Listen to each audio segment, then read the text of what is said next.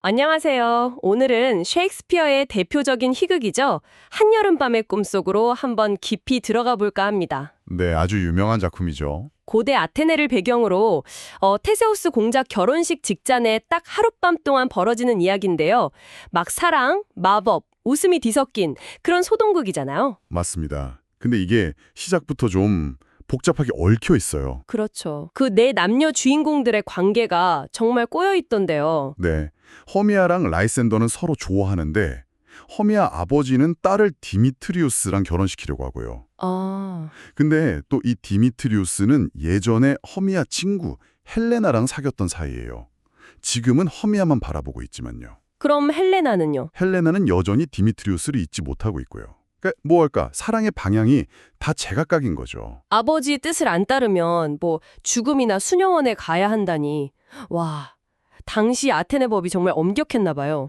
그랬다고 하죠. 개인의 감정보다는 사회적 규율이나 아버지의 권위가 훨씬 중요했던 시대니까요. 허미아 입장에서는 정말 절박했을 겁니다. 그래서 결국 허미아랑 라이센더가 도망치기로 결심하는 거군요. 아테네 법을 피해서요. 네, 밤에 몰래 숲으로 가서 자기들끼리 결혼하려고 계획을 세우죠. 근데 이게 또 비밀인데 헬레나한테 말을 해버려요. 아, 이런. 네, 그러니까 헬레나는 디미트리우스한테 잘 보이고 싶어서 이 계획을 그대로 알려주고요. 결국 네 사람 모두 그 숲으로 가게 되는 그런 상황이 만들어집니다. 바로 그 숲이 이제 문제의 장소군요. 그냥 평범한 숲이 아니라 요정들이 사는 곳이라고요. 맞습니다. 여기서부터 이제 현실 세계와는 다른 마법적인 일들이 벌어지기 시작하죠. 마침 또 요정왕 오베론하고 여왕 티타니아가 인도 소년 문제로 크게 다투고 있었거든요. 아, 부부싸움 중이었군요. 그렇죠. 오베론이 이제 티타니아한테 복수도 하고 또 숲에 들어온 디미트리우스가 헬레나를 좀 좋아하게 만들고 싶어서 장난꾸러기 요정 퍽을 시켜요. 퍽이요. 그 유명한 요정. 네, 그 마법의 꽃즙을 가져오라고 시키죠. 잠든 사람 눈에 바르면 깨어나서 처음 본 대상을 막 사령하게 되는 그런 꽃이에요. 와, 그 꽃집이 정말 모든 혼란의 시작이겠네요. 그렇죠. 특히 퍽이 실수를 하잖아요. 맞아요. 오베론은 디미트리우스 눈에 바르라고 했는데 네. 근데 퍽은 자고 있는 라이센더를 디미트리우스로 착각하고 그 눈에다 꽃즙을 발라버리죠. 그래서 라이센더가 딱 깨어났는데 마침 옆에 있던 헬레나를 보고 갑자기 열렬하게 사랑을 고백하는 거예요. 헐레나 입장에서는 정말 황당했겠는데요. 갑자기 왜 저러나 싶고 자기를 놀리는 줄 알았겠어요. 그럼요. 조롱한다고 생각했겠죠. 근데 퍽의 장난은 여기서 끝이 아니에요. 그 연극 연습하던 직공 보텀 기억나세요? 아, 네네. 그 우스꽝스러운 인물. 퍽이 보텀 머리를 당나귀 머리로 확 바꿔버려요. 그런데 하필 그때 오베론이 티타니아 눈에 꽃즙을 바른 상태였고 잠에서 깬 티타니아가 처음 본 게 바로 그 당나귀 머리의 보텀이었던 거죠. 아, 그래서 요정 여왕이 당나귀 머리를 한 보텀한테 첫눈에 반하는 거군요. 네, 정말 코믹하면서도 뭐랄까 사랑이란 게 얼마나 맹목적일 수 있는지 보여주는 장면이죠. 외모나 신분 같은 건 전혀 상관없이요. 이야기가 정말 정신없이 흘러가네요. 그럼 오베로는 퍽의 실수를 알고 어떻게 하죠? 자기 계획이 엉망이 된 걸 알고 이번에는 제대로 디미트리우스 눈에 꽃집을 발라요. 그러면 이제 라이센더도 헬레나를 사랑하고 디미트리우스도 헬레나를 사랑하게 되는 건가요? 그렇죠. 두 남자가 갑자기 헬레나한테 동시에 구애를 하니까 헬레나는 더더욱 이게 장난이라고 확신하게 되고요. 허미아는 갑자기 변해버린 라이센더 때문에 절망하고 또 헬레나를 막 비난하죠. 네 사람이 완전히 뒤엉켜서 싸우는 그야말로 아수라장이 됩니다. 정말 사랑 때문에 난리도 아니네요. 감정의 소용돌이 같아요. 맞아요. 심지어 라이센더랑 디미트리우스는 헬레나를 두고 결투까지 하려고 하죠. 이걸 본 오베론이 이제 좀 수습을 해야겠다 싶어서 퍽에게 명령을 내려요. 어떤 명령이죠? 안개를 짙게 피우고 목소리를 흉내내서 두 청년을 서로 다른 곳으로 유인한 다음에 지쳐서 잠들게 만들라고요. 마법으로 꼬인 걸 다시 마법으로 풀려는 거죠. 그럼 이제 마법이 풀리는 건가요? 라이센더는 다시 허미아에게로? 네, 퍽이 잠든 라이센더 눈에 해독제를 발라서 다시 허미아를 사랑하도록 되돌려 놓습니다. 오베론은 티타니아의 마법도 풀어주고요. 티타니아는 깨어나서 당나귀 보통을 보고는 내가 끔찍한 꿈을 꿨구나 생각하죠. 아, 꿈이라고 생각하는군요. 네, 보톰도 원래대로 돌아오고 오베론과 티타니아도 화해하고요. 근데 재밌는 건 디미트리우스의 마법은 그대로 둔다는 거예요. 아, 정말요? 디미트리우스는 계속 헬레나를 사랑하는 상태로. 네, 그대로 둡니다. 그래서 다음 날 아침에 테세우스 공작 일행이 이 네 사람을 발견했을 때 상황이 딱 정리가 되어 있는 거군요. 라이센더는 허미아를, 디미트리우스는 헬레나를 사랑하는 상태로 깨어나니까요. 그렇죠. 디미트리우스 마음이 변한 걸 보고 에게우스는 여전히 반대하지만 테세우스 공작이 됐고 이왕 이렇게 된 거 새 커플 다 같이 결혼합시다 하고 결정해버리죠. 와, 정말 극적인 해피엔딩이네요. 테세우스 히폴리타, 라이센더, 허미아, 그리고 디미트리우스 헬레나까지 세 쌍이 합동 결혼식을 올리는군요. 네. 결혼식 축하 공연으로 보텀과 직공들이 준비한 좀 어설프지만 재미있는 피라모스와 티스베 연극도 펼쳐지고요. 밤에는 유정들이 나타나서 세 쌍의 행복을 빌어주면서 춤추며 끝납니다. 정말 딱 하룻밤 사이에 벌어진 꿈 같은 소동이었네요. 모든 혼란이 마법처럼 해결되고 다들 행복을 찾았어요. 이 이야기를 보면 사랑이라는 게 참 변덕스럽고 어떨 땐 정말 비이성적인 힘이구나 싶기도 하고요. 또 꿈과 현실의 경계가 참 모호하다는 생각도 들게 하는 것 같아요. 맞아요. 그런 점들이 이 희극을 계속 사랑받게 만드는 매력이겠죠. 여러분은 이 정신없는 하룻밤 이야기에서 어떤 장면이 가장 인상 깊으셨나요? 어쩌면 우리 삶에서 벌어지는 예측 불가능한 사건들도 결국에는 또 다른 조화를 찾아가는 과정일지도 모른다는 생각을 해보게 되네요. All right, welcome to the Explainer. Today we are jumping headfirst into one of Shakespeare's craziest, funniest plays. We're talking meddling fairies, a whole lot of mistaken identity, and just how chaotic and, well, ridiculous love can be. You know, it's a question we've all asked at some point, right? And it is the absolute engine driving this entire story. So let's see how Shakespeare tackles it. We're going to start in the super orderly city of Athens, which, spoiler alert, is about to get real complicated real fast. Okay, so here we are. Love, law, and a plan. We kick things off in ancient Athens. The city's all the buzz, getting ready for a huge royal wedding. Duke Theseus and his bride, Hippolyta. But underneath all that pomp and circumstance, a really personal drama is just about to blow up. So at the center of all this, you've got four young people in a seriously tangled up love. Well, a love quadrangle. You have Hermia, who's in love with Lysander. And hey, he loves her back. Sounds simple, doesn't it? Nope. See, Hermia's dad has ordered her to marry this other guy, Demetrius. And the cherry on top? Hermia's best friend Helena is hopelessly head over heels for that same Demetrius, who, naturally, wants nothing to do with her. Now, this isn't just your typical family drama. Oh no, the law in Athens is super strict, and the stakes for Hermia are unbelievably high. The Duke himself tells her what's what. Either she marries the guy her dad picks, or she gets executed. Or, locked away in a nunnery for the rest of her life. So for Hermia, this is literally a life or death choice. So what do you do with a choice like that? Well, Hermia and Lysander cook up a secret plan. They're going to elope. They agree to meet in the woods just outside Athens where the law can't touch them.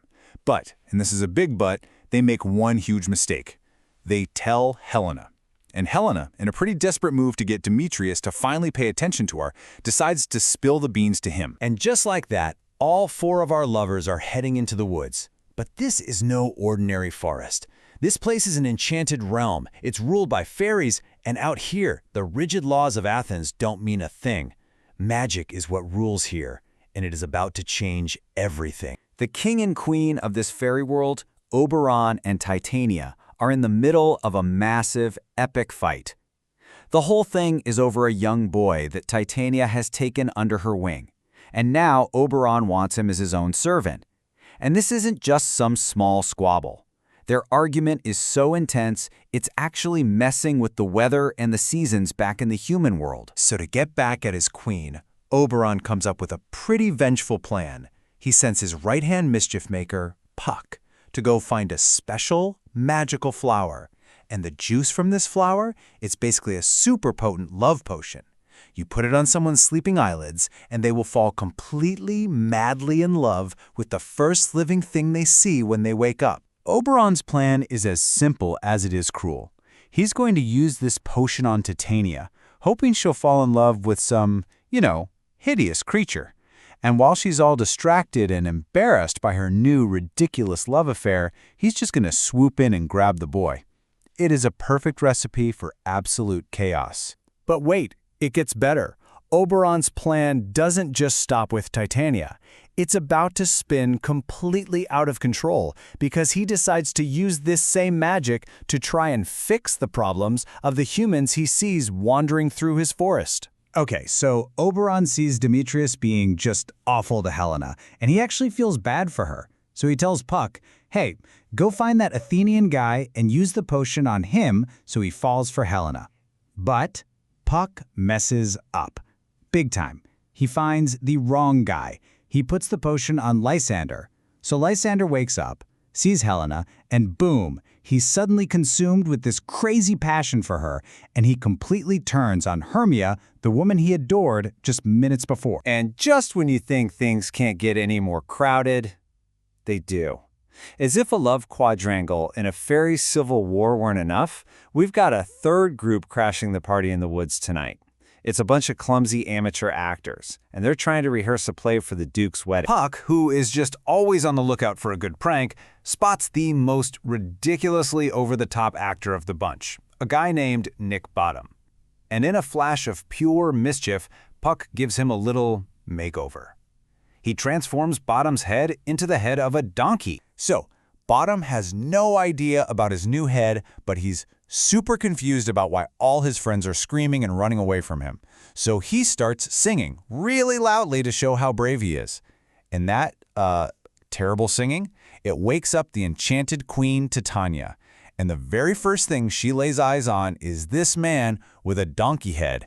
And she is instantly convinced he's a beautiful angel. And here we go, this is it. Peak confusion.